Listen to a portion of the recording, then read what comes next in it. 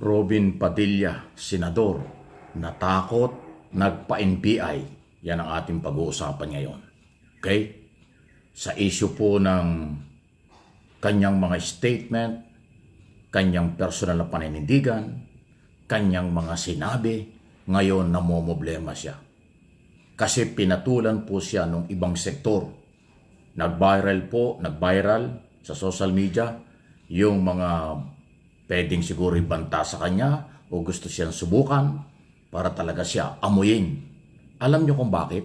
Siya naman kasi po ang gumawa nitong problemang ito na hindi yata niya masyadong pinag-isipan bilang isang senador kung ano ang masama doon sa kanyang sinabi. Ito po kasi yung kanyang sinabi.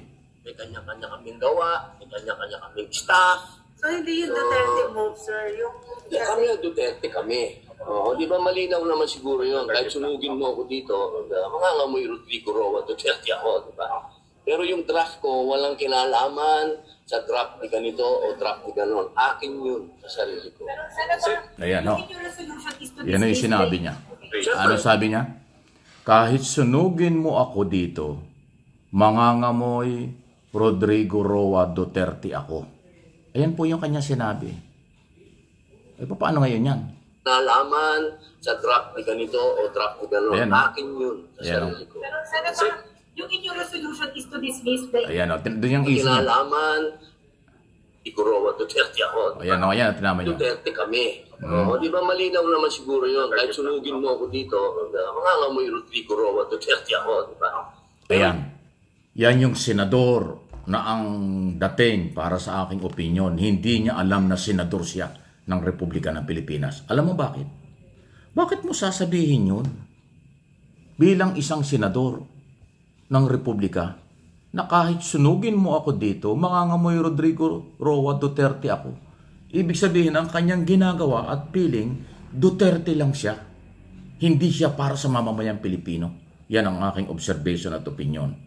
At dahil dyan, kaya natin pinag-usapan ngayon, siya nga po ay nagpa-NBI. Humingi siya ng tulong para imbestigahan daw po yung nagpakalat ang nagsasabi ngayon na siya ay gustong subukang sunugin. Grabe, ano? Gusto siyang sunugin para maamoy kung talagang Roa o Rodrigo Roa Duterte siya. Ayan po ang problema ngayon nitong Robin Padillang ito.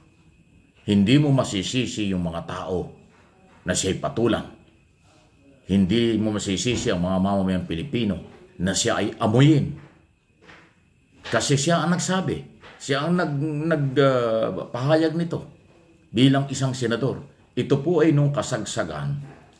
Last 2 days, 3 days na lang bago tuluyang magsara ang 19th Congress. At kanya nga sinasabi na siya ay maka-Duterte mula noon.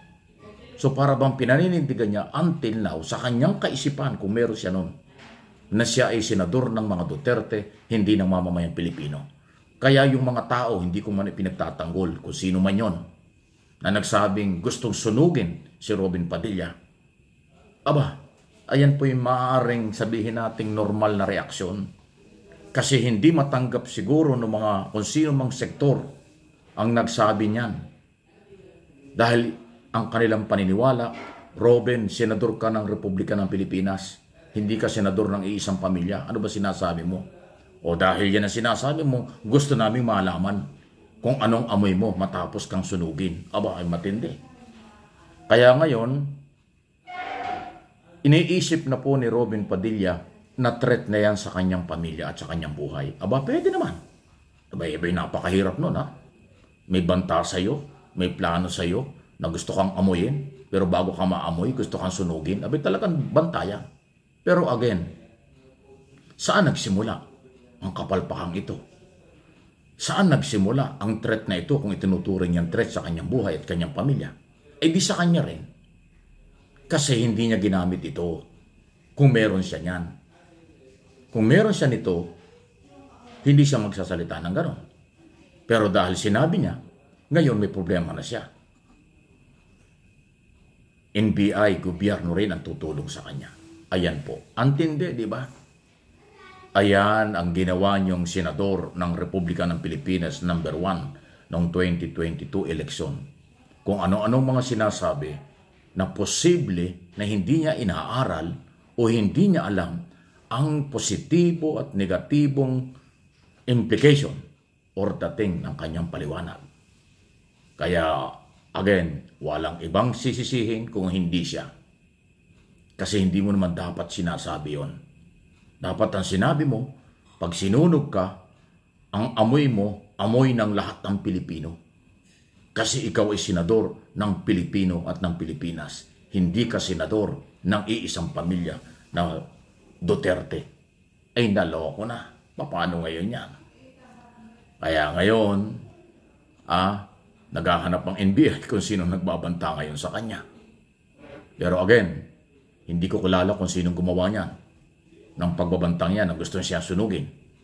Aba, Robin, ingat ka. Maging aral sana ito sa iyo.